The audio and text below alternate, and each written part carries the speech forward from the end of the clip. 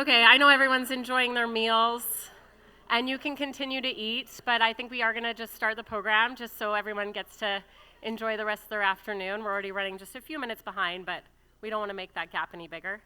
My name's Amber. I work for Fortis, and I get the pleasure of hanging out with New West, which is my home. And so it's always nice to see friendly faces. This is one of my favorite events that the Chamber holds. Such a wonderful opportunity for us all to come together and kind of look back at the past year and look forward to the next. I would be remiss if I didn't acknowledge that it is an election year. It's kind of silly season. So I'm looking forward to hearing about what our mayor has to say about the last 3.5 years and what the council's been up to and what they've accomplished, what they hope to accomplish in the last bit of their term, and then looking forward to the coming 4 years, because those are going to be exciting times. So don't be afraid to ask hard questions. Pat loves those. And if you don't get a chance to have your question answered, you can always find him, after he gets off the stage or probably at a local brewery. He's always around. And I think that has done a really, really wonderful job the last 3.5 years. He served on council before that, but as mayor has kind of led some amazing initiatives alongside council, and just, a wonderful human being. And we're looking forward to what he has to say today. So again, don't shy away from the hard questions. That is why we're here, is to talk shop. So enjoy your meal, enjoy the company. But let's all also realize that we're here to make New West better, and how can we do that? So I get the pleasure of introducing our mayor, Pat Johnstone, to the stage to give us a few words before his hot seat Q&A.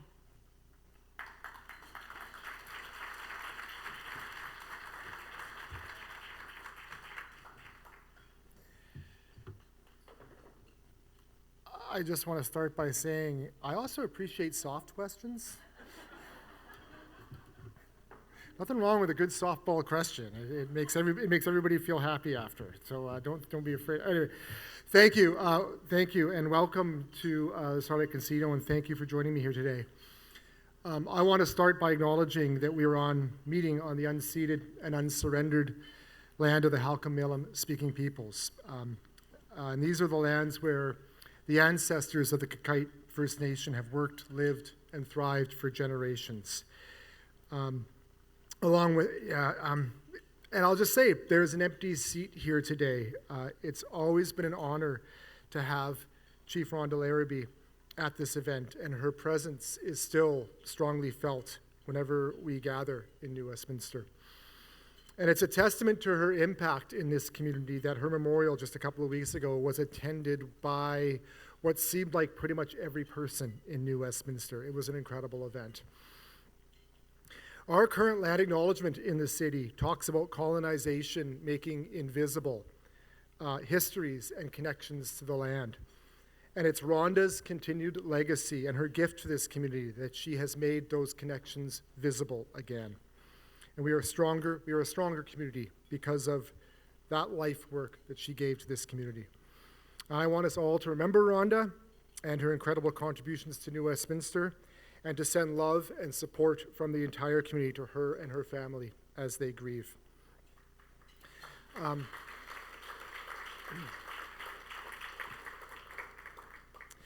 So the State of the City has been a tradition in New Westminster and across the region for decades. The mayor speaking to the Board of Trade or the Chamber of Commerce at a business luncheon, and updating the business community about city initiatives. And this is one of the partnerships that I really enjoy with the Chamber. And I want to thank Karima and her incredibly powerful small team of, it's a real working board at the Chamber. Every one of them puts a lot of effort in to make things happen for you.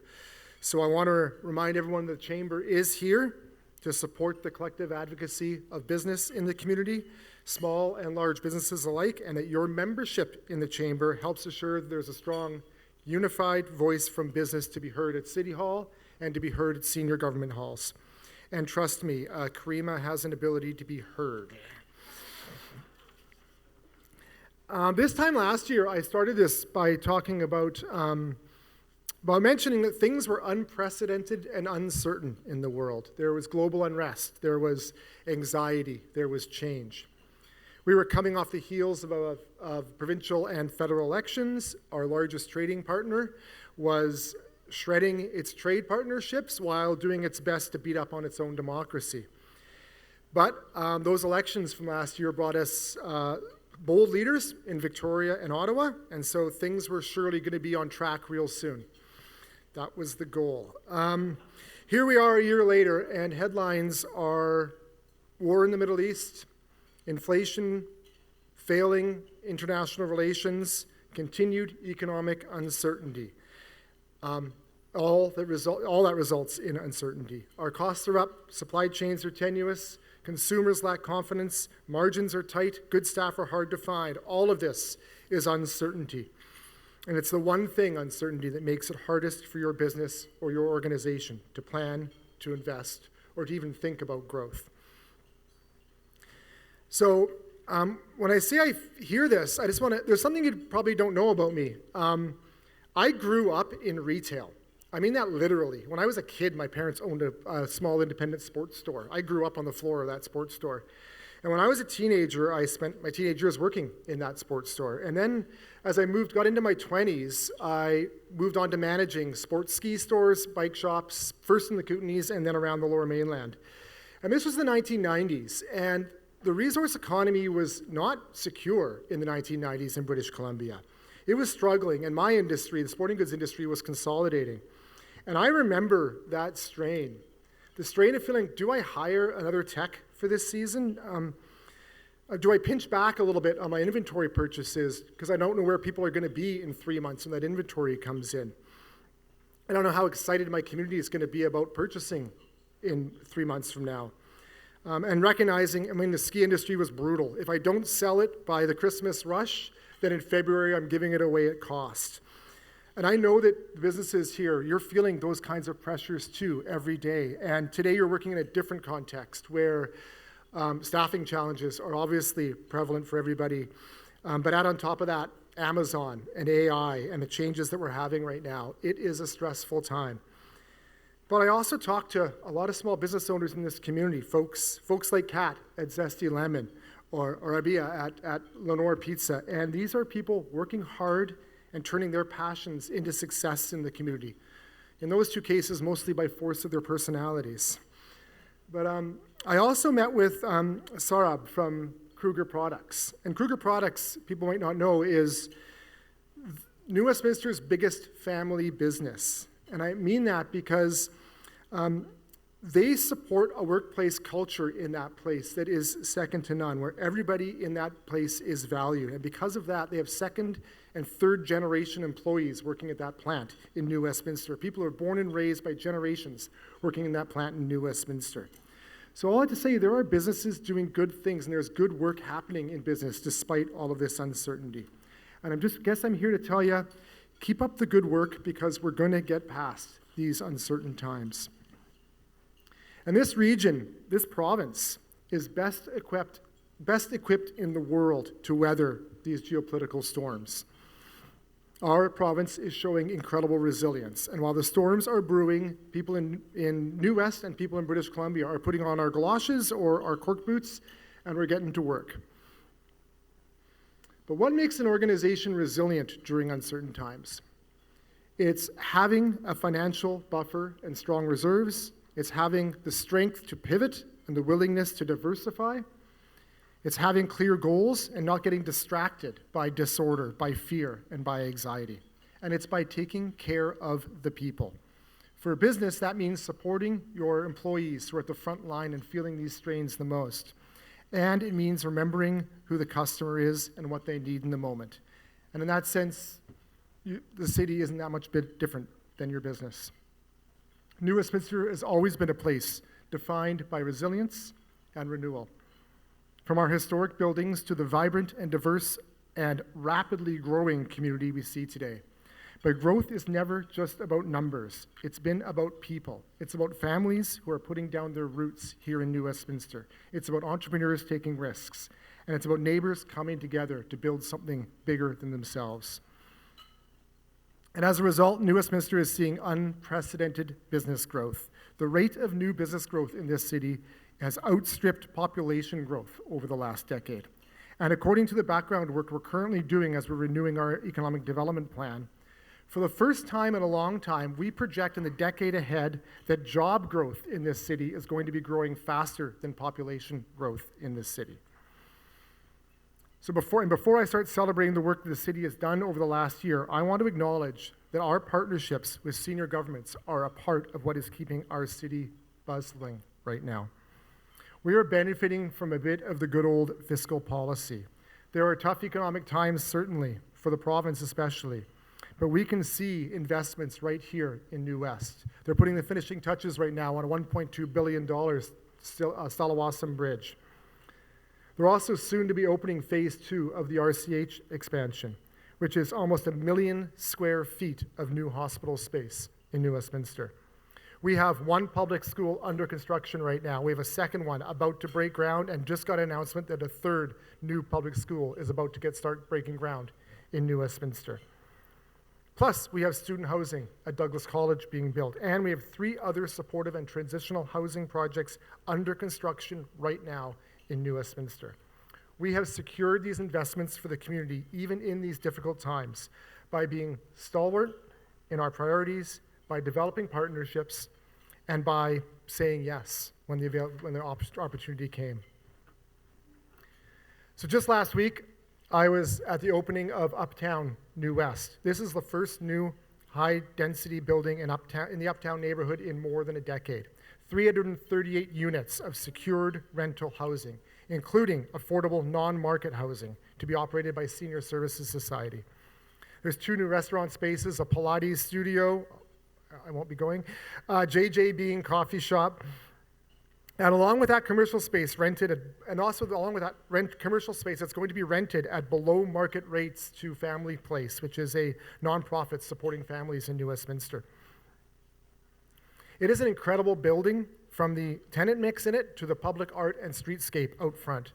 But it was not uncontroversial when it was proposed. But we said yes 5 years ago to that building. And times might be tough, but the development industry is facing the development industry is facing uncertain times. But the reality is this city is still growing rapidly and people still need housing. And 338 new rental units uptown will change that part of uptown forever. And why am I talking about the Family Place connection and the senior services connection? Growth isn't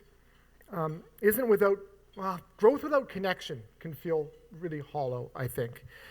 Here in New Westminster, our progress is grounded in collaboration, inclusion, and shared purpose.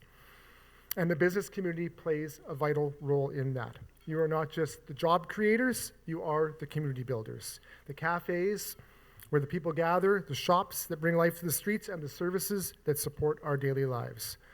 All of these contribute to a sense of belonging that defines who we are. So on the way up to that opening last week, I walked by the president of the Uptown BIA, who was outside looking at one of his buildings, and he asked me where I was going, and I said to him to tell his members I was on my way to welcoming 500 new customers to his community because the business community made an investment in Uptown. And as we look ahead, our focus in the city still remains clear: to support sustainable growth that benefits everyone. This means investing in infrastructure, supporting local businesses, embracing innovation, and ensuring that our city remains livable, accessible, and welcoming for all. That is why, and I'm going to brag, the Globe and Mail ranked us in the top 5 of the most livable cities in all of Canada. And second in the nation for medium-sized cities for livability. And at the same time, Metro Vancouver's recent affordability study found that if you combine housing, taxes, utilities, and transportation costs, New Westminster is the most affordable city in the Lower Mainland and remains the most affordable city in the Lower Mainland. High livability and most affordable. And you can take these external validations for what they are, but we must be doing something right if we're getting noticed like this. So what have we been up to? I'm not afraid to say, for the last year, city staff have been working flat out. Our little medium-sized city is pushing towards 100,000 people right now. We have made changes to our official community plan and zoning changes in order to reflect the province's housing regulations that were announced 2 years ago.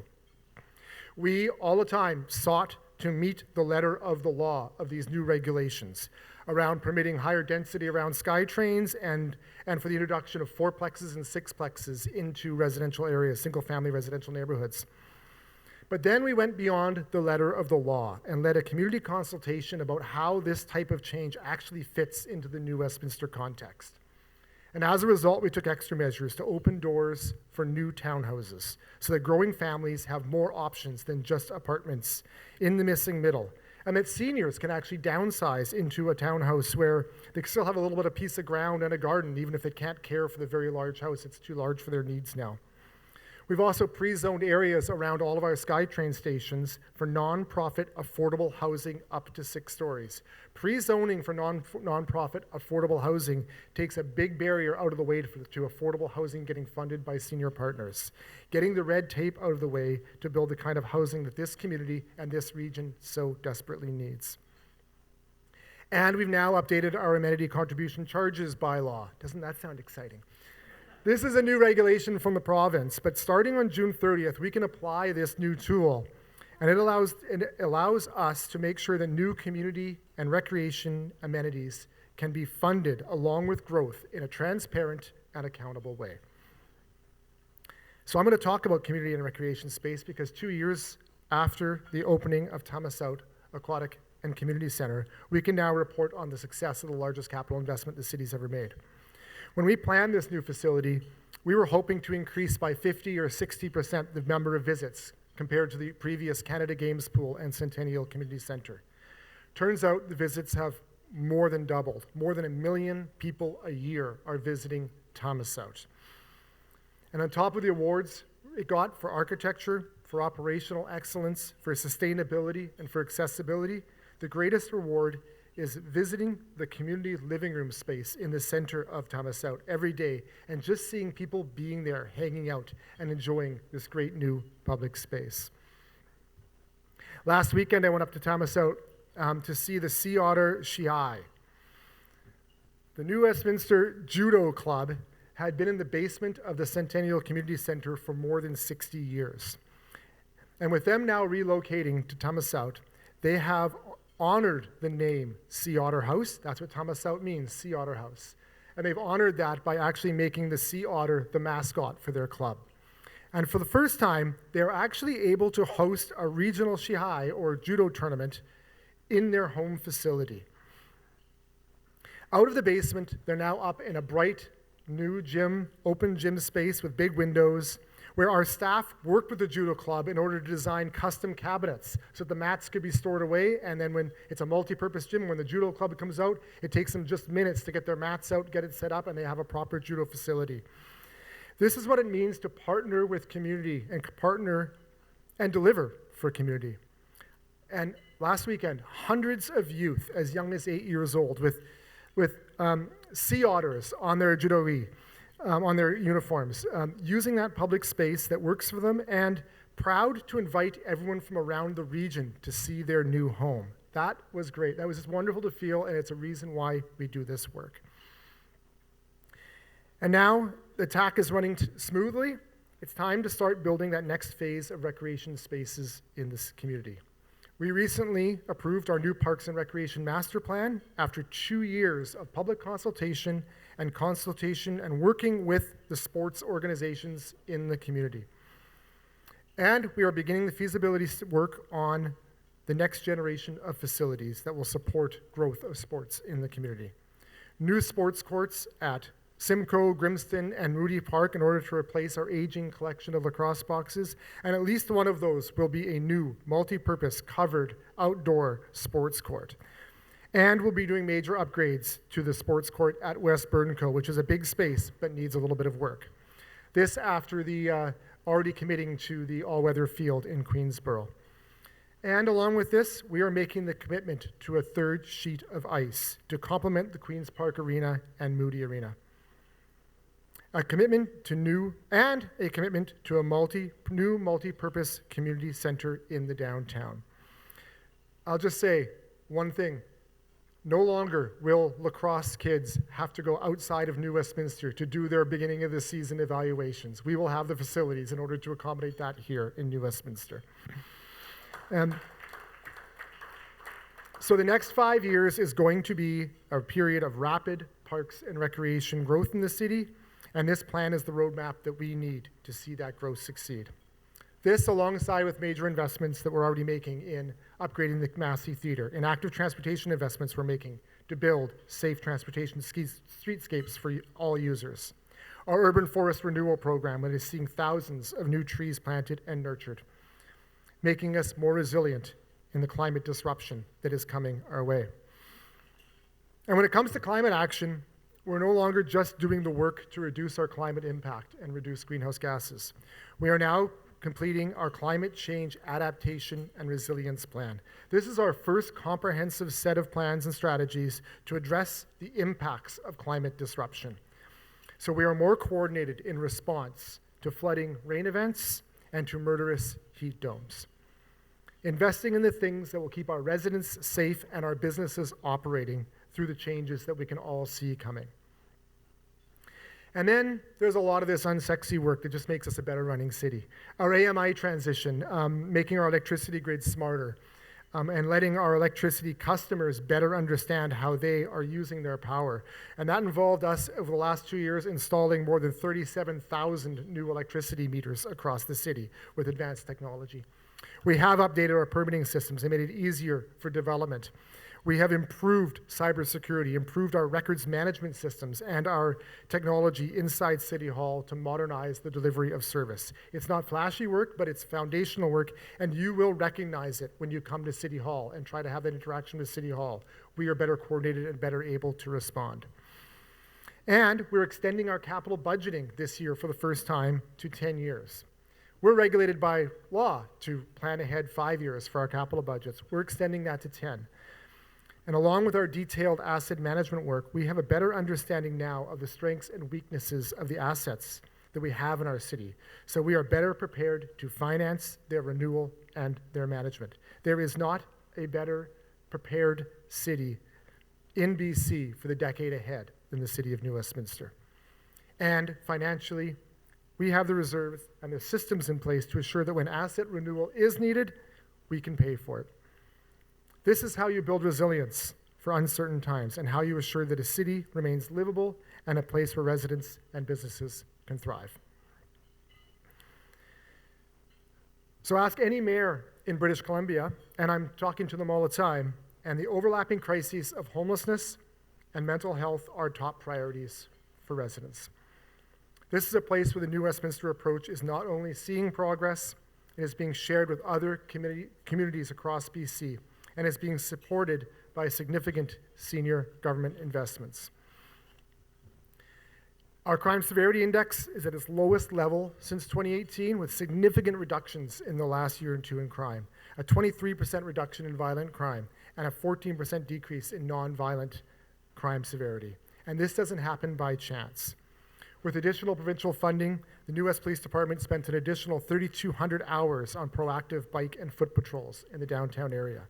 This initiative resulted in more than 70 proactive arrests, 250 proactive police files generated. But perhaps most important, over 1,000 citizen and business interactions and referrals, direct engagement with the residents and businesses of the community so they can see the work being done. This is on top of our civilian community liaison and park liaison teams, which are connecting with community, addressing problems proactively as they arise, and coordinating our crisis response to ensure that people who need help are connected with the supports that are available for them. I'm not going to tell you this problem is solved.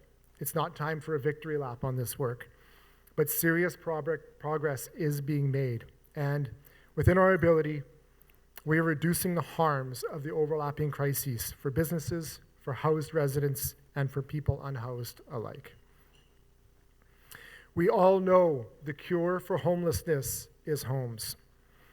And that means supportive shelter spaces to give folks the most basic of shelter out of the cold and the rain.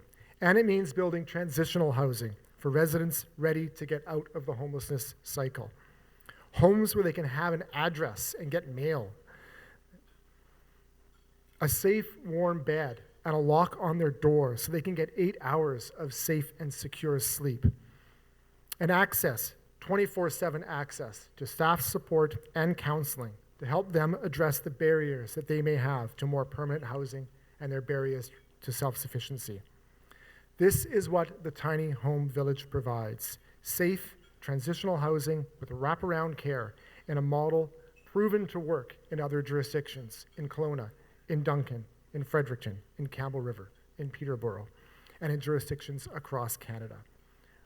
A replacement for the false security of encampments and a pathway to more secure, permanent, supportive housing.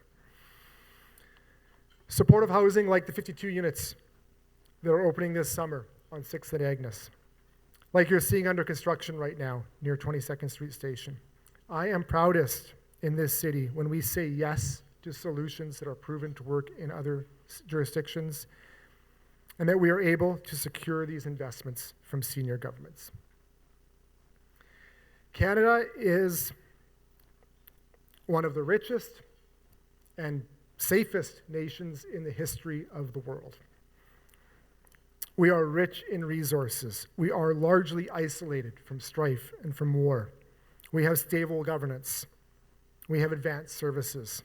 And BC is one of the wealthiest provinces within that nation. Yet 500 people died last year while unhoused in this province. I could not sleep at night if I knew we were not doing everything in our power to get people housed, to get them the support they need, and to give everyone in this province the dignity they deserve. That work matters.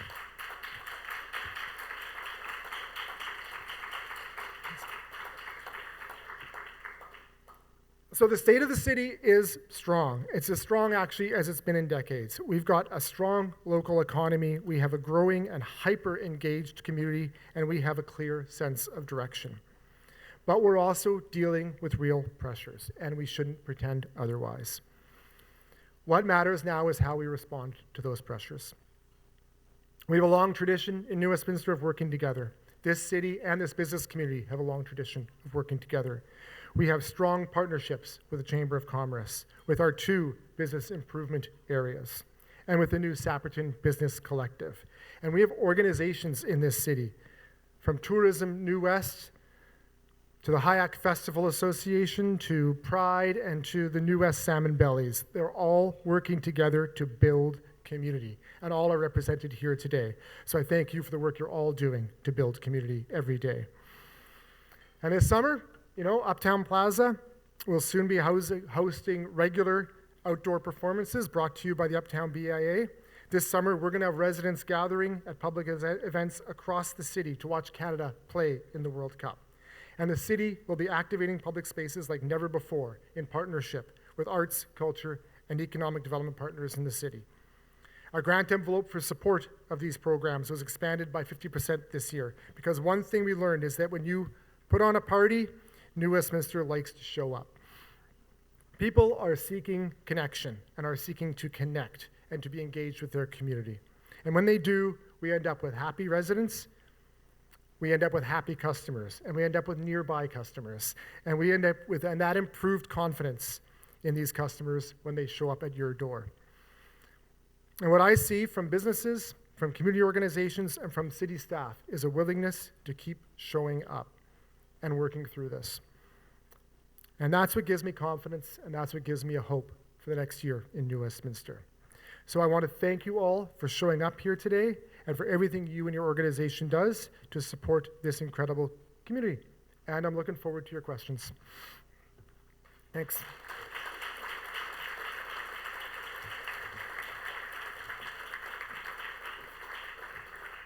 Most dangerous question you can ask. What do you want me to do now, Karima? Okay. Can I have my pen back, please? Nice try.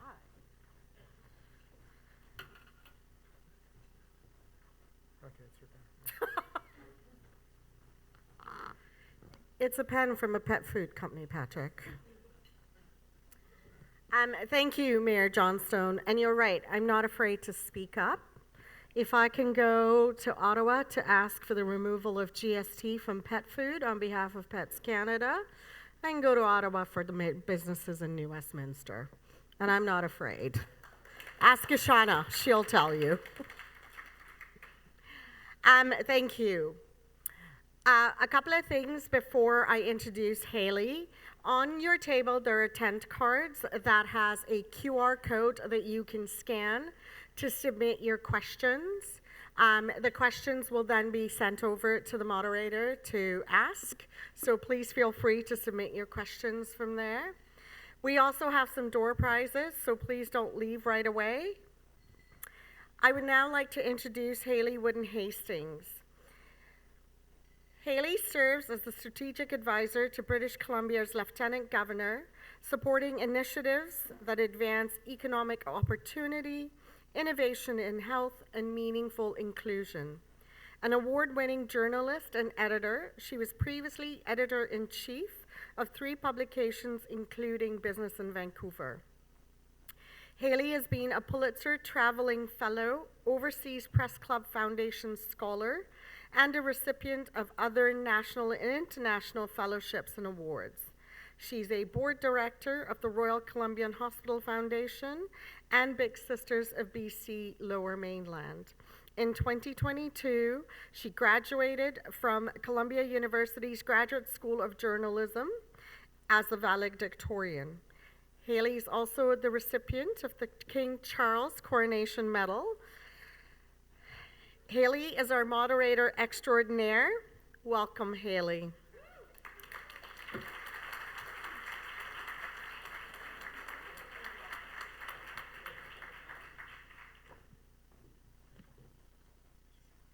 Gosh, thank you, Karima. We need to shorten that bio. Well, we'll cut that in half at least. And I'm a proud New Westie. I live in downtown New West, and that's an important piece of my bio that I always like to mention, which brings me here today.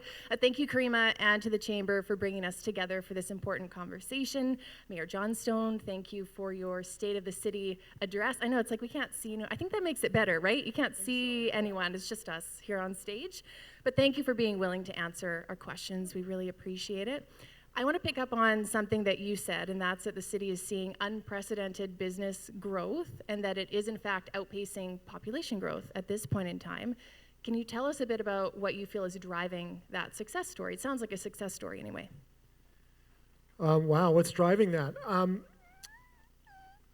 I think that New Westminster we haven't actually led in that in the past. So I think a little bit of it is an artifact of the fact that New Westminster is transitioning from a bit of a bedroom community it became for a while into more of a full-purpose city. We're building a lot of most of our high-density building now is, of course, mixed use. So we're providing a lot of retail spaces. We have relatively low lease rates in New Westminster compared to a lot of the community, but we also have very low vacancy in New Westminster.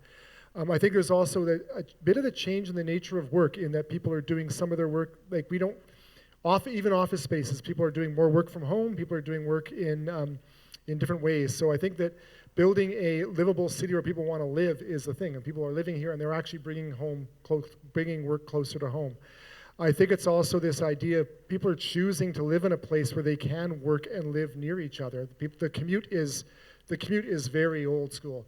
The idea of being able to be in a place where you can walk, where you can be, do I dare say 15-minute city in a room where people can be near their work is something that's attractive to young tech workers especially, and to young workers in the community. And certainly not to be taken for granted, because so many of us do not have that in this region. Yeah. So I don't think there's much dispute that, to a great extent, it's a livable city. Would you say it's a business-friendly city? That's one of those things. I think I need the business community to comment on that more than me. I think we try to be. I think that we have a really strong team, our economic development team, who have done a lot of work in the last couple of years. We updated our business licensing processes over the last couple of years, where this city, when I was elected to mayor, we had, I'm going to get the numbers wrong, so don't quote me on the numbers. I'm going to get eyes from folks at economic development. We had 300 odd types of business licenses in the city and got that down to like a third of that number. Just simplified the processes and made it easier to understand what the actual business landscape is. So when people come to the front counter in New Westminster, they actually understand what they actually need to do to get their business open and what their licenses are. We've also reduced license rates for a lot of the major business types. In order to be a little bit more competitive in that. But more, it's our economic development folks, I think, are doing a good job at being that kind of concierge to someone who does want to start a business here, and doing that work to make sure that folks understand what the processes are in order to get a new business open. I'll say our biggest challenge, I think, on business growth remains just space. There just isn't as much retail space and commercial space in the city. We have the lowest retail space vacancy of any city in the Lower Mainland. And that is probably limiting at some point, but with new buildings going up and new mixed-use development at the base of them, that's helpful. Now I want to give a bit of a shout out to the work that Tasha Henderson has been doing on council around trying to make that investment in that first business a little bit easier to do. Triple net leases can be a barrier, and there are other structures in how leases work for small businesses that can be a barrier, especially in new developments. And we're trying to change how we approve developments so that there's more flexibility in the new retail spaces, smaller spaces, spaces that are easier to fit out. If you think about it and you want to try to open a restaurant in New Westminster, and I feel like I'm mayor-splaining this to a bunch of business folks, but I'm going to say it anyway for folks who aren't in the restaurant business. If you want to open a new restaurant in New Westminster, you find a space you want to open up, you have to fit out that space. And to fit out that space these days could cost you $1 million. You need to put $1 million investment into opening a restaurant. Now, margins in restaurants right now are not great. So it's going to take a long time to get back that capital investment. And our challenge is for a lot of places in New Westminster, you can't get a lease beyond 5 years. And you don't know what your lease rate is going to be in year 6. So that creates a lot of uncertainty down the road. There is no renter protection for small businesses. In your residential tenancy, you have some renter protection. There is no renter protection for small businesses. How do you invest $1 million in a building when you don't know whether you're going to be able to be in that building 5 years from now? So we have to think a little bit about how we change, how we pay, how we lease rent spaces. And I think there's some good work being done. Tasha's working with other municipalities around the province, with Mission, with Vancouver, with North Vancouver, with other cities, around how we can actually find reform to make it easier for small businesses to invest in this market. Thank you for that. Karima alluded to this earlier, and it's something I've heard too, that there is a perception that there might be an imbalance at City Hall, that there's a great deal of emphasis on some of your climate action work, on empowering youth, on social housing, on unhoused populations, and other areas that indeed are areas of great need, and that there's less emphasis, though, on serving the business community and economic development. So you gave some examples of what the city is doing on those files. But do you agree with the perception that there's an imbalance there, that different priorities are taking precedence at this point in time? I don't think that it's a matter of taking precedence. I think there's a lot of work to do right now. I think that we just had a report from our community assembly, which is a group of New Westminster residents, 32 residents, 36, above 30 residents, which represents the diversity of this community. And they do fairly represent the diversity of this community. They are as close demographically matched to the residents of this community as we could find in a group of 30 people, 33 people, whatever the number is. And their number one topic they wanted, so we assemble them and ask them to give council advice on what we should be doing. And some subjects we gave them to give us advice on, some we just said, you guys tell us what you think needs to be the priority. And their number one topic was climate. What are you doing about climate? And not what are you doing about climate change? What are you doing to protect us from heat domes and floods and the things that are coming with climate change? Housing is still a priority in this community. I mean, housing is still a challenge. We have a lot of people unhoused in this community. We have a lot of people underhoused in this community. A lot of families of 4 living in 2-bedroom apartments who can't find that next step, that next place when they have another kid. Or even when they have their second kid, they're in a 1-bedroom apartment and they can't find that next step. We have a lot of work to do in that. We've had a lot of challenges with integrating provincial regulations around new housing. So there's a lot of work going on in the city. I don't think it takes away from the work we're doing in economic development. I think there was a lot of great work done in the last couple of years in economic development. And I also think that the conversation we are continuing to have with our BIAs and with the chamber are really productive conversations. The BIA, the downtown BIA, just updated their bylaw and has their new plan, their new strategic plan for the next 5 years ahead, and have their finances organized for the next 5 years ahead.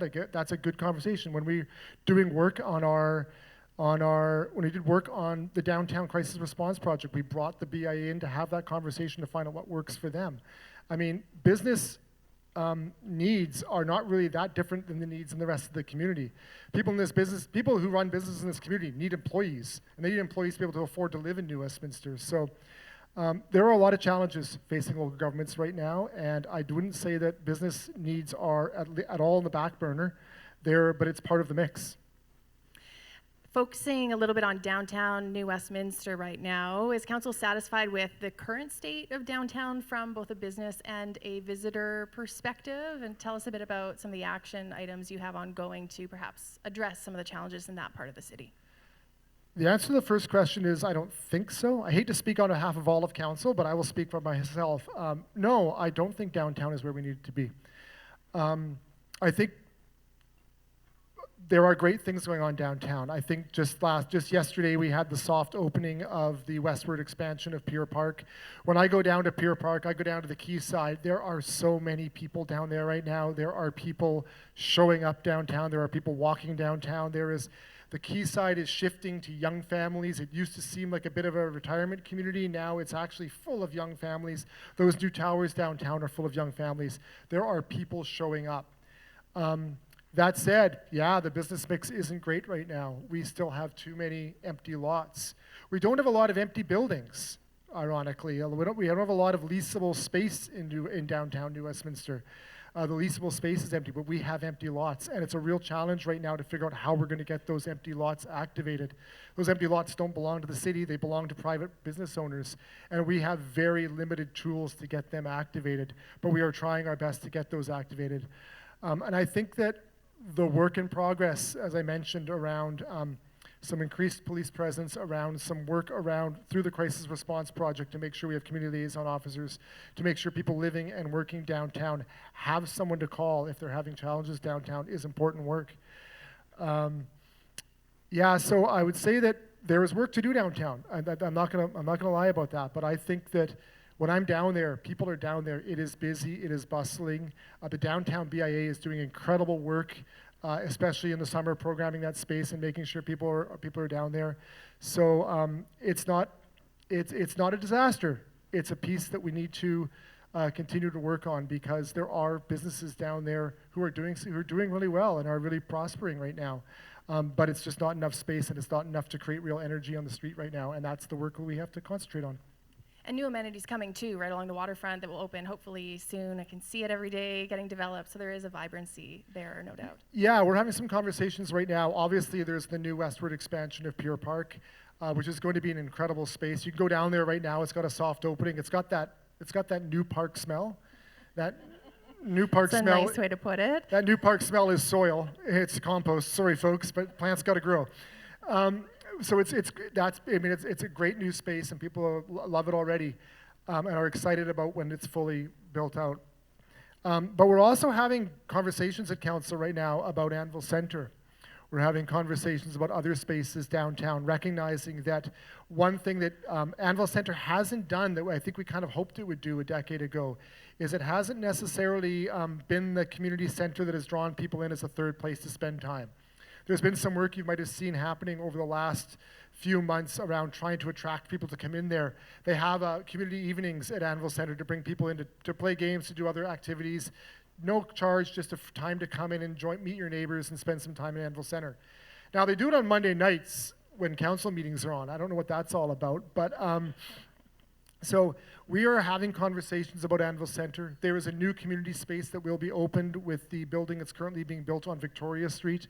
And there are and also with the new Parks and Recreation Plan, we recognize the need for a multi-purpose recreation center downtown. So I think the city has a role to play in making sure that we're building our parts of making sure the vibrancy downtown takes place, and that's conversations we're having right now. Related to that, we have a question from our audience. How is the goal of connecting the Westminster Pier Park and Sapperton Landing going? Great. It's great. No, we always knew in conversations with the Ministry of Transportation that we were not going to be able to make meaningful progress on that until the Pattullo Bridge project was done. They were still working on the Stallawasam side of the work that's going to affect Front Street is pretty much over, but the work on the Pattullo Bridge removal is not over. It's going to be affecting Front Street. It is a complex problem because we're going to have to build in the river, and that involves the port. That involves First Nations engagement with multiple First Nations. The place we want to put a trail into the river happens to be the last narrows of the Fraser River before the estuary opens up. It happens to be a place called Kakite. It happens to be the place where Governor Seymour pulled together the chiefs of the nations from across the province. It is one of the most important places in Indigenous history, not just in New Westminster, but in the entire province. There is a conversation. We cannot rush ahead on a project in that area without meaningfully and engaging with our First Nations partners to make sure that what we're doing is respectful to that space. So that is part of the work we're doing right now. There is a goal. We are working with partners at the port. We're working with partners. We're engaging the First Nations partners, and it is still a goal. It's still a goal to do that, to connect Pier Park to Sapperton Landing. It also meets the new regional goal from Metro Vancouver. People don't know Sapperton Landing itself is a Metro Vancouver park. It's not actually a City of New Westminster park, and there is a new sort of impetus in Metro Vancouver's parks plan in order to build connected greenway spaces. So it's a complex multi-jurisdictional space, but we are still planning to get that job done. If anybody who gives you a timeline on its completion right now is probably being more ambitious than I'm willing to be today. I want to be honest with folks about it. It's a challenge to build, but I think we can get it built, and I think it's going to be a real benefit to the whole community and to the whole region, actually. Fair enough.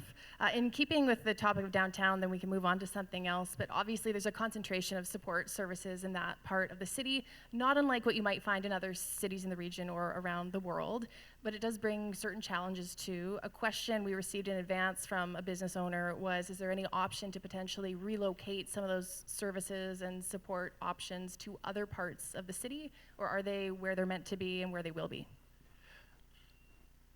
The simple answer is yes. That is the plan. Right now we have, our main support services right now we have in downtown is we have a health outreach center and we have a shelter right now downtown. There are a variety of long-standing support services in the city, but I think the ones that cause a lot of people some concern right now and some strain right now are those two. They are both vital services in this city. They are saving lives in this city, and I cannot emphasize that enough. Those services are saving people's lives every day. But they're both operating right now on temporary permits. And we have worked with Fraser Health on the Health Contact Center to recognize that that site is temporary, and we are working with them to develop a permanent solution, a solution that is actually built for that purpose instead of a site that's just kind of been made to work for that purpose. And we have with them in discussions discussed the best location for that is, and this is going to sound hedgy, but I don't know the location right now, but it is proximal to the downtown because that's where the services are needed, but it is not in the center of the downtown. The other site, of course, is the shelter at Army Navy. Our goal is to have that space transition into transitional housing and into supportive housing, but not in that space. The city does not own that space. That space belongs to a private landowner who is gracious enough to lease that space to the province for that operation. But it will not be there forever. The intent is not for it to be there forever. The intent is to build a purpose-built shelter space for that type of shelter until that shelter isn't needed anymore.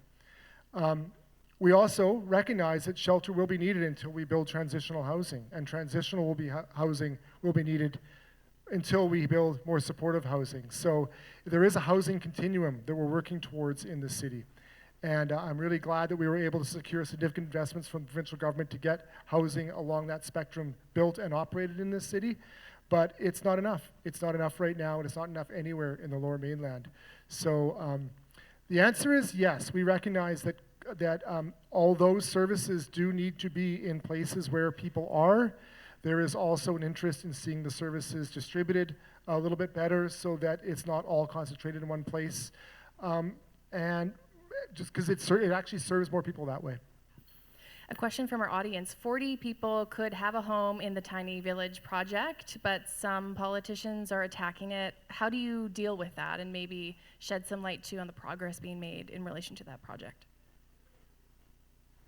I'm not going to talk about the attacking part.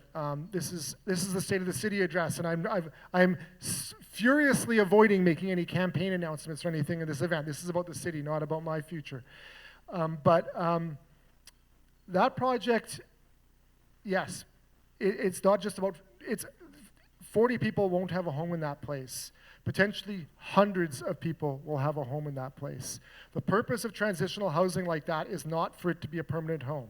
The purpose of that place is for folks who are ready to move into more supportive housing, but need some support before they're able to make that move, can live there and receive the support they need. It is transitional. That's what it means. The idea and the model is people who are perhaps living in shelter, perhaps living in encampments, will be able to move into that space, will have their own secure space. They'll have a lock on the door.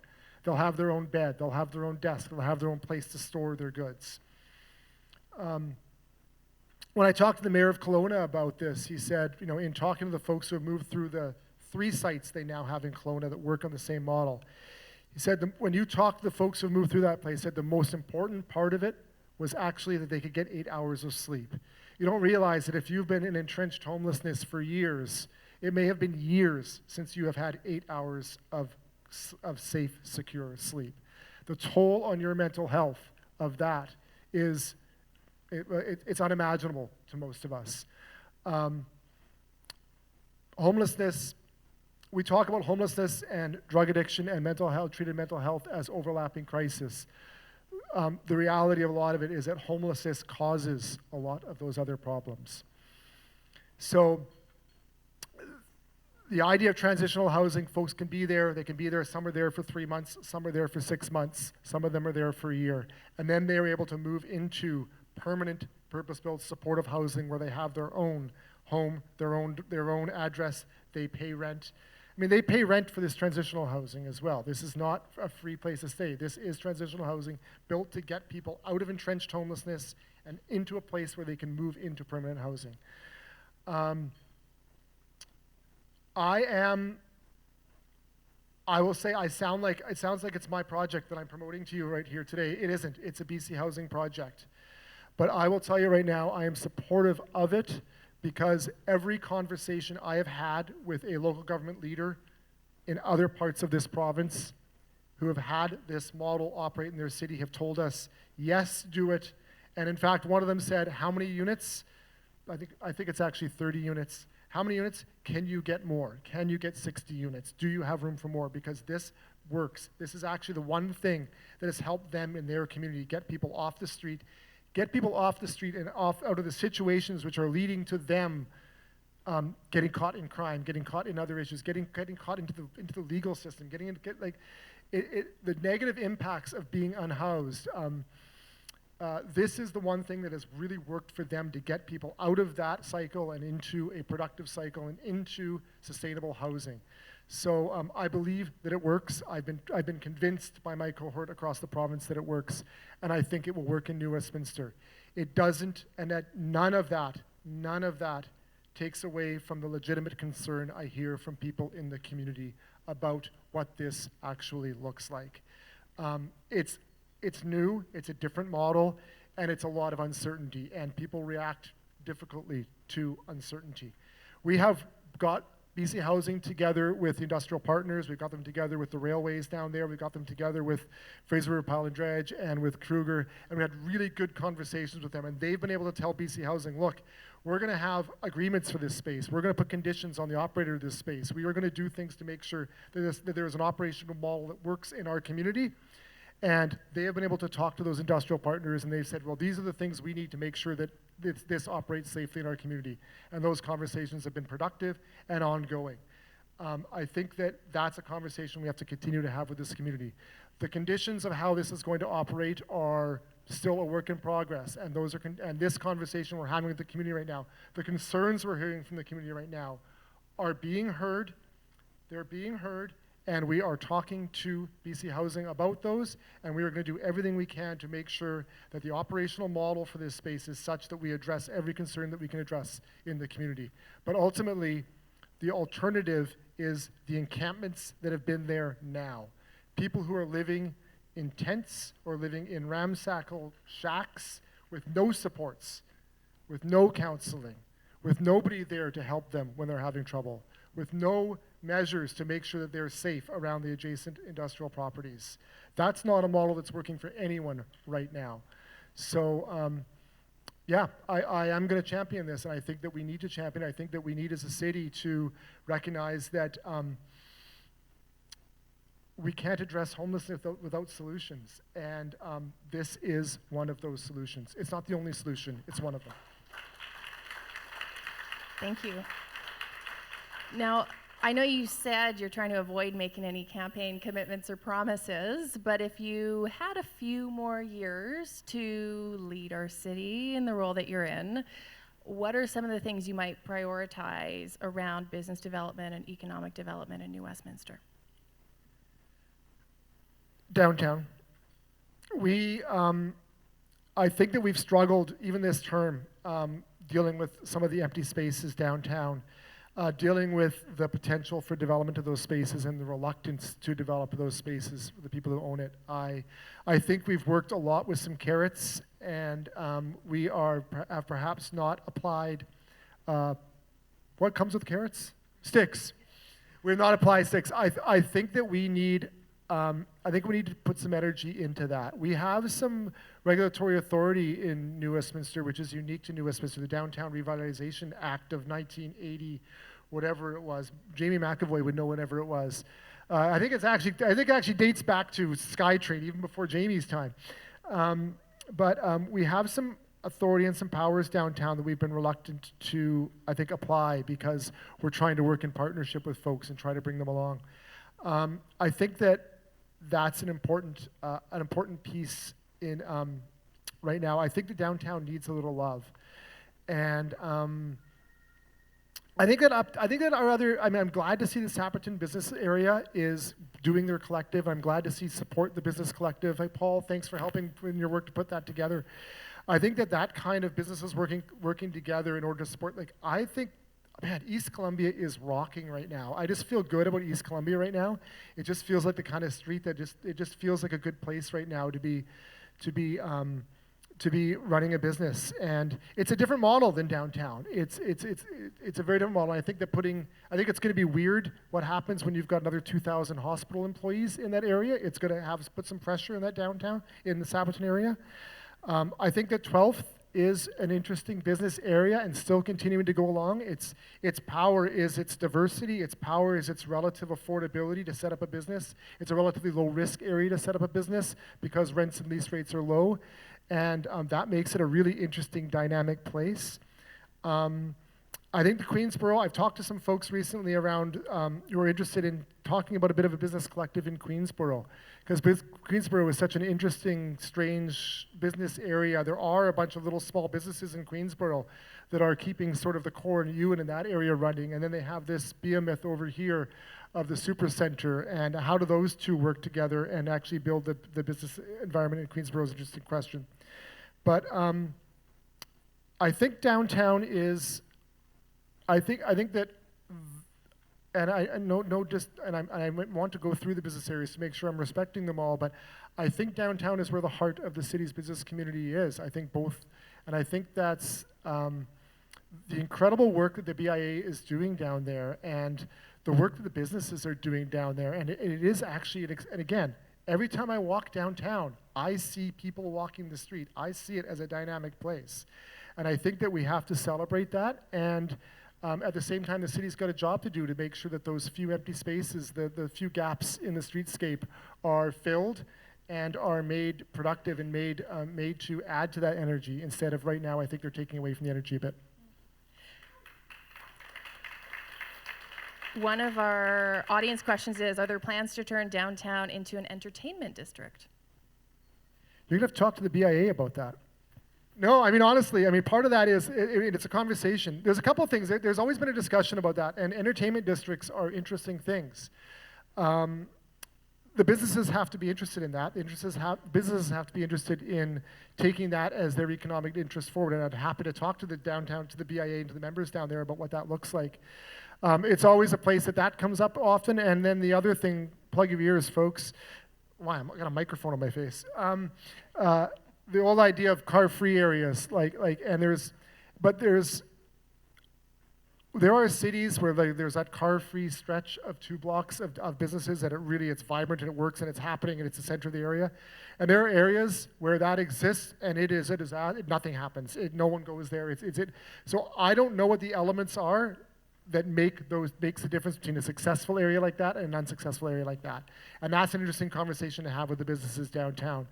I'm not saying that I think that car-free Columbia Street is the solution. I'm saying that that's a conversation I hear in the community, and I'm not sure whether it's the solution. I could be convinced either way. But an entertainment district takes pieces, it takes work, it takes concentration, it takes the businesses to do the buy-in.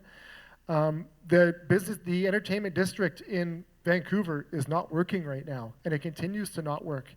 They've tried, and they've banged their head against the business district on Glanville Street and tried a bunch of different things over decades, and it just never has taken off in a way.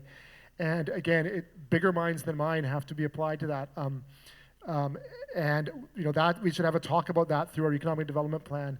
I think if I bring my own heart into my own idea into this, downtown New Westminster has got thousands of people living in it.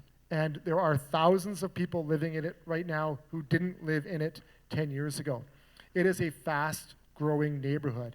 And business district, or car-free or entertainment district, or whatever you want to call it, I think the success of downtown relies on getting the people out of those buildings and into the stores on Columbia Street.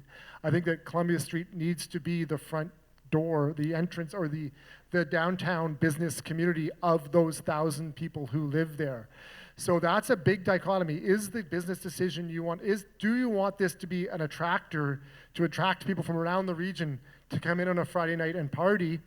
Or do you want this to be a place where Sunday through Sunday, the thousands of people in those buildings come downstairs and buy their bananas and their underwear? Why did I pick those 2 examples? Hey, it's a great place to host Pride. No, wait, that's unconnected. No, where bananas and underwear, where you could buy your bananas and your underwear and I'm not sure those aren't compatible. I think those 2 interests might be compatible, but we have to have a deeper conversation when we talk about downtown, about what that downtown is going to be. And again, I think as a city, we need to bring our ideas, but I think we need the downtown businesses to lead that conversation with us and tell us where they envision themselves going, because working against your business district in order to improve your business district can't work for anybody. I've done a lot of moderation. I've never had someone say bananas and underwear that many times on stage. So, well, we go to different kind of record. meetings. That's true. On the topic of cars and transportation, we have a couple of audience questions around EVO asking, why are our EVO parking rules so restrictive compared to, say, Vancouver? Yeah, I don't know the answer to this. I don't know the answer to this other than, I should know the answer to this because I had to answer this question for my wife 2 weeks ago because I got a ticket in my EVO because I parked in a metered zone that I shouldn't have parked at. And the worst part was no one moved the car for 24 hours, so I actually got 2 tickets. So I should have known better. But anyway, no, I know, yeah, we have a model with Evo right now where Evos can generally park wherever they want to park. That is kind of how the model works. But in New Westminster, when we signed the deal with Evo, they could not park in metered spots without plugging the meter effectively. And you know, someone's going to have to give me the technical answer to that. It may have to do with Section 25 benefits to local businesses. It may have to do with just Evo's willingness. Oh my God, I'm gonna geek out for a little bit here. Section 25 of the Community Charter says that a city cannot provide a benefit to a business. We can't do that unless we provide a benefit to the entire business community. Okay, so we can't go to any one business and say, no, actually, we like you, therefore we're gonna cut your taxes or we're gonna provide you free parking in front of you. We can't do that, that's against the law. However, so there's a business like Evo who's really the only operator of that business. If we allow them to park for free in a parking space that shouldn't or otherwise be metered, we might be providing a benefit to a business. I think this is where the root of the problem is. Unless Evo is willing to pay the city what we would consider a fair price for that benefit that they're receiving. I think that's where the conflict is here, and let's talk to ECDEV folks or transportation folks.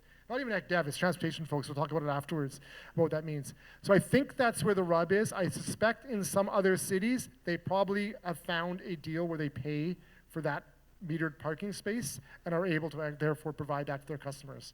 But my God, that should be a question to the mayor in an email. That shouldn't be that shouldn't be up here. So I don't know is the short answer to that question, but I managed to take 5 minutes answering a question I don't know the answer to. Good politician, eh? Be remiss if we didn't at least talk about development, obviously tied to the growth story from a business and population perspective that is New West. It's a thoughtful question that I'm going to try and shorten because it's long, but someone noting that they've seen relatively straightforward development permit and building permit applications experience significant delays, often made more difficult by planner turnover or other factors. What is the city's strategy to improve efficiency and continuity in the approvals process, particularly for routine or lower complexity applications? Yeah, before I get to the strategy, let me give you a bit of excuse making. It has been a difficult 2 years, especially in our planning department. We have had to move a whole bunch of new provincial regulations through. All of this housing regulations you've heard about high density housing around SkyTrains, around multiplexes, and all these new housing regulations that the mayors have been pulling their hair about. That is city staff work. That is a small city staff in a city like New Westminster, a small but mighty planning department, having to change all of our zoning and OCP regulations in the last couple of years. They have been busy. And that has resulted in some impacts around how our planning department gets other work done. So there have been some delays as of late. I generally hear 2 things from business people who are starting businesses in New Westminster or getting permits in New Westminster. I hear either we are really, really good at this or we're terrible at this. And the difference usually depends on how much time they spent trying to work with the city of Vancouver, because we're better than Vancouver. That's all I can say. Now, what are our strategies to deal with that? A lot of what I talked about earlier, that unsexy work, a lot of that is in the background right now. We are updating a lot of the work that we do in the back end. We are getting better at digitizing our records. We're getting better at creating flows through our systems. We have people who are doing this work right now, trying to make our permitting systems simpler, faster, and more responsive. But it is challenging because, in their defense, it's challenging right now because we are at the same time as a city being asked to carry more regulation than ever. We are being asked to shift our regulation, to update our regulation, and to carry more of a regulatory burden in this work. So the strategy is digitization, better guidance when people are coming into the front counter, a business concierge type, people who are able to actually answer your questions when you come into City Hall. One of the challenging things is, and a philosophy is that the second person you talk to at City Hall should be able to answer your question. The first one rarely can, because there are a wide range of questions that come to City Hall every day, and we can't have that person at the front counter able to answer all of them.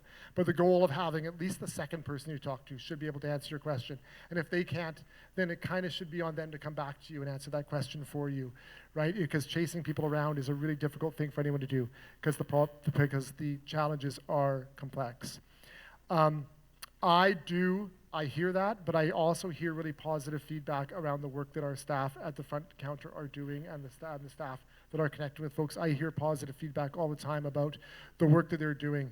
And the one other piece of feedback I'm often giving to folks is that, look, the folks at the front end, they often sound like, when you say, I want to do something, they often sound like they're putting hurdles in your place. I just want you to know that they're just telling you the hurdles that were already there. Their job is actually to point out the hurdles that already exist, and it looks like they're putting the hurdles in your place. So our work right now is to make sure that they understand those hurdles, understand how they can guide you as best as possible over those hurdles. Did that answer the question? I kind of went off on a couple of tangents there. I think so. I think you gave us a good sense. We're Banana almost out of underwear. time anyway. It's a complex topic, but I think you walked us through it, and thank you for telling us a bit about what's happening behind the scenes too. It's always helpful. We do have just a couple minutes left, so perhaps your closing thoughts framed around this question from our audience. What is one thing you think New West is doing really well, and where is there room for improvement?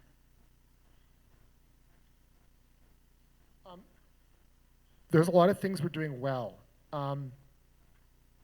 We just got back from the Lower Mainland Local Government Association meeting. That's the meeting of all the local governments from across the Lower Mainland, where all the elected officials go up there and share ideas about, what's going on in their community, how to, it's a conference. You know what a conference is.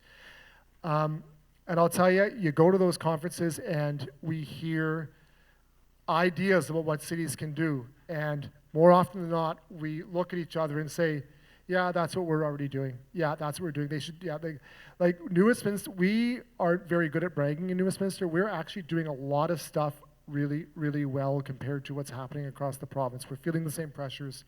We're approaching them well. I'm actually really proud of some of our public engagement work. Our public engagement work is principled and it is effective.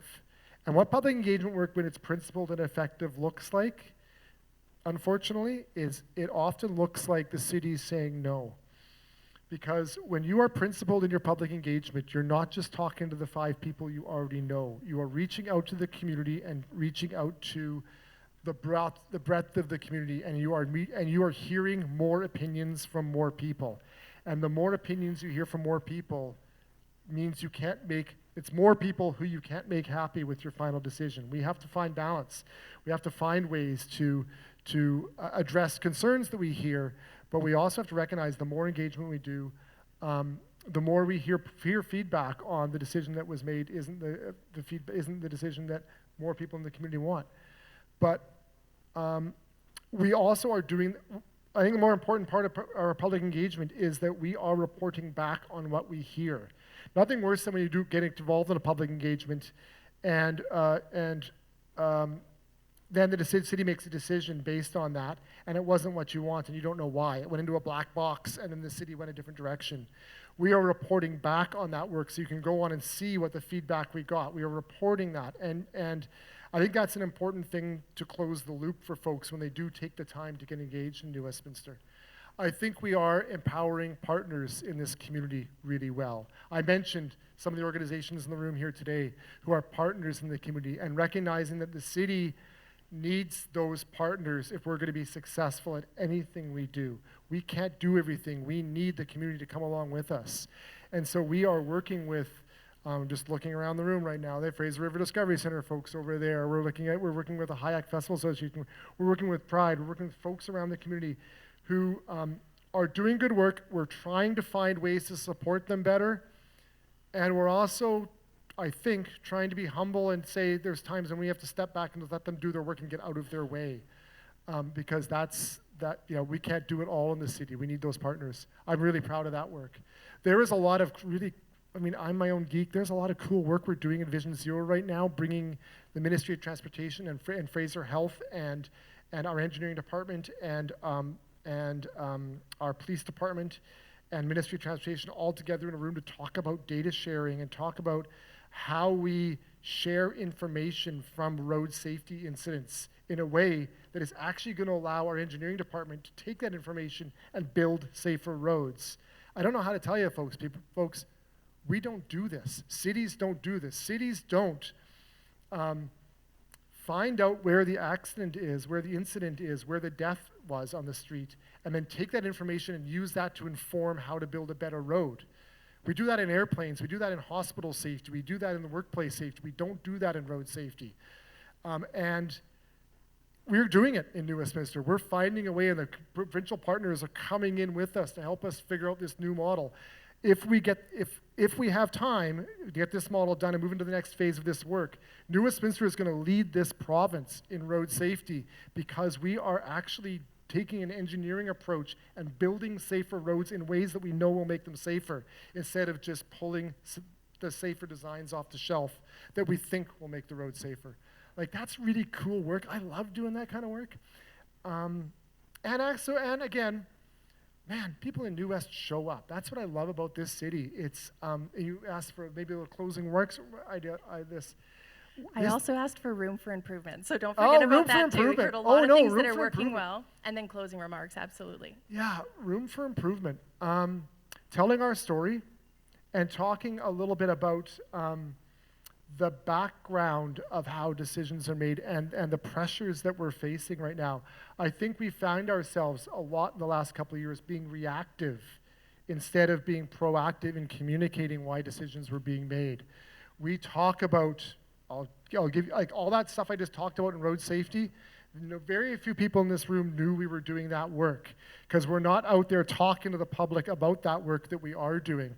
And so 2 years from now, when we show up with this Vision Zero plan, or a year from now, when we show up with this Vision Zero plan and say, we are going to change how we are addressing these roads, you're going to say, well, where did that come from? Because we haven't been celebrating for the last 2 years that deep work that we've been doing that's meaningful and is going to shape how we actually design roads in this city. So I think a room for improvement is one of the things is telling the story about the work that we're doing while we're doing it. I'm sure there's more room for improvement. I'm sure there are many people in this community who will be able to yell at me right now about areas that we have room for improvement. I look forward to that conversation, but I think, to me, a lot of it is telling our story about what we're actually doing in the community is an area that we need to improve better. Mayor, thank you for your insights and your candor. A round of applause, please. Thank you for being here.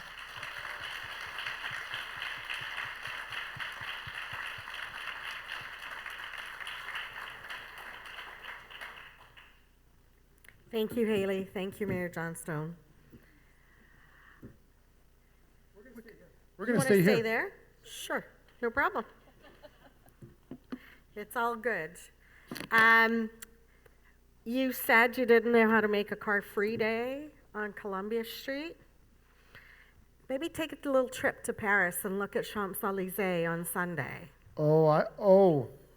If the direction from this crowd is for me to do what they've done in Paris over the last 5 years, we're going to have a conversation about bike lanes. We're going to have a conversation about bike lanes because, oh my God, the work they've done in the last 5 years in Paris. Paris has changed in the last 5 years, folks. If you don't pay attention to cities, Paris is where all the good stuff is happening right now. It's an old ancient city. It's an old ancient city clogged with traffic and smoke and pollution. It is not anymore because they made some significant decisions. And if the community is ready to do Paris, you're going to have to come and talk to me into doing Paris. I didn't see any bike lanes, so I don't know what you're talking about. I was just there. There was no bike lanes. Just saying.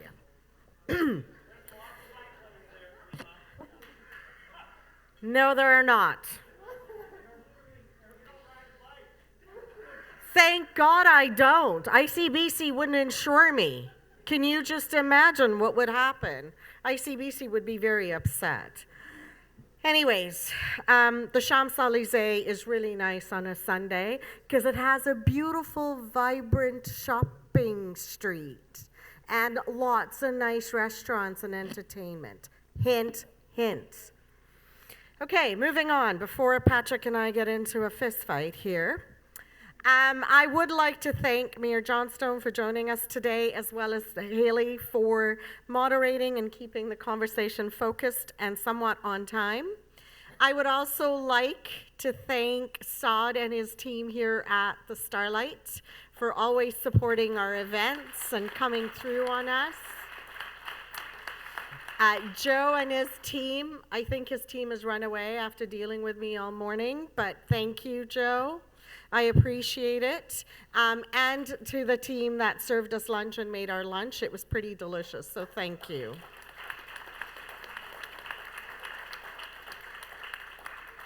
I would be remiss if I do not acknowledge the Chamber team.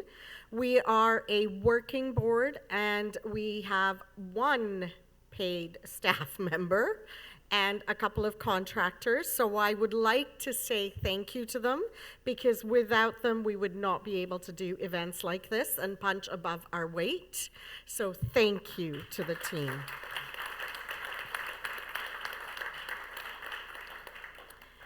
I also want to say that the Chamber is committed to advocating for businesses across New Westminster. We are grateful to everyone here for lending your voices to this important conversation, and we will continue to advocate on a nonpartisan basis. Our upcoming events, we have a lot happening in New West, with the New West Chamber. May 12th, we have a webinar on AI with Dr. Sherry Zal. May 28th is our AGM at the Sapperton District Tap House. May 29th is our collaboration for business and bevies with the Hayak Festival. It's our Hayak wrap-up at the Tiki Bar. And yes, we have secured the entire patio, so please register. June 6th, we're asking you to put on your rubber gloves, your high-vis vests, bring out your brooms, your dusters, your, I don't know, Mr. Clean, etc. And we're gonna spruce up, we're doing our spring sparkle, so we're gonna spruce up the city, and we're working on cleaning up all the business districts. So we would really like all of the businesses to sign up and participate and make New West sparkle. November 14th, there's our Business Excellence Awards, so please watch out for information on that. If you're not a member, we encourage you to join us and take advantage of member-only discounts and supports.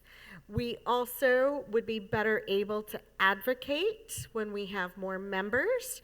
So when I go with my stick, it's now a baseball bat to Patrick's office. Makes it a lot easier for me to advocate. Right, Patrick? Okay, door prizes. We have a couple of door prizes that we have from the BC Crisis Centre. These are half-day seminars on skillfully responding to distress workshops. So each of them are $75 values.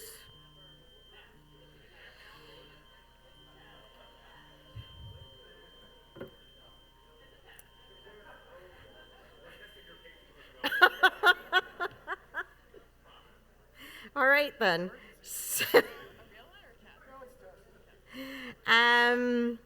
Our first winner of this is Penny McIver, please.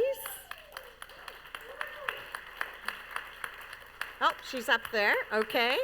And our second winner is Jordan Veller.